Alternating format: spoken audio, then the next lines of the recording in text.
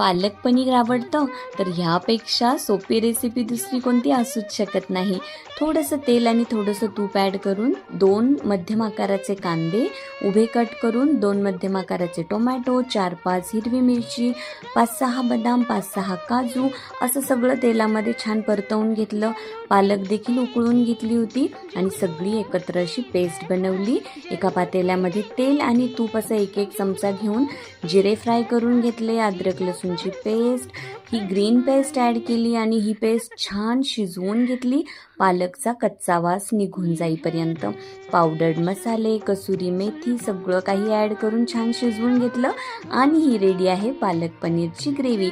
यामध्ये 1 चमचा एवढं दही, 2 चमचे मिल्क क्रीम, 1 चमचा बटर आणि हे घरातच बनवलेलं पनीर आहे ते देखील ॲड केलं आणि रेडी आहे मस्त यम्मी क्रीमी टेस्टी असं पालक पनीर.